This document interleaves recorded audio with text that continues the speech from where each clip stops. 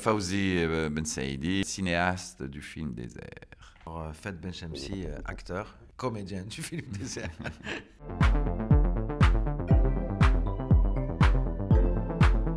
Le film est né un matin dans une salle de petit déjeuner d'un hôtel à Marrakech. Alors j'étais seul et il y avait deux personnes qui sont rentrées, qui ont le même costume, cravate, une mallette.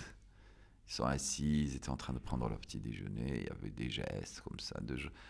Et quelque chose m'a attiré dans cette image de personnes déjà un peu surréalistes comme ça de cet hôtel. Donc je me disais, mais je commençais à me dire, c'est quoi leur vie? Et tout est parti de là, petit à petit. Donc je commençais à construire. Je me suis dit, oui, mais est-ce qu'ils étaient dans la même chambre? Parce que comme ça, ils économisent sur leur voyage, etc. Et puis petit à petit est arrivée l'histoire de la voiture qu'ils partagent. Donc tout est parti de cette image, je dirais. Tout est parti de là. Le travail principal des deux personnages sont des recouvreurs de crédit dans une agence qui décide comme ça d'enlever les salaires, qu'il n'y ait plus de salaire et que les gens travaillent avec une commission sur les crédits qu'ils arrivent à récupérer. Si les gens ne payent pas, eux ne sont pas payés.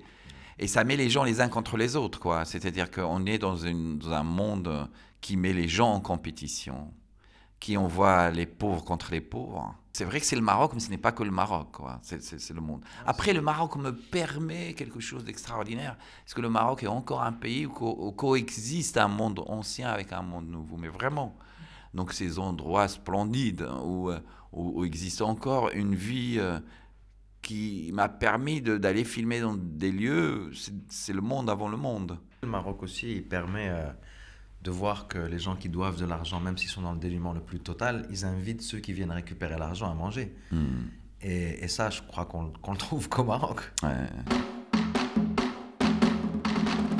C'était surtout cette histoire qui m'emmène, qu'on était totalement dans une comédie, la tragédie arrive avec lui, et lui emmène le film ailleurs. Je suis très heureux avec ce comédien aussi, qui a emmené cette intensité aussi dans le jeu, etc. Et le film, par ailleurs, même eux changent leur jeu change dans la deuxième partie.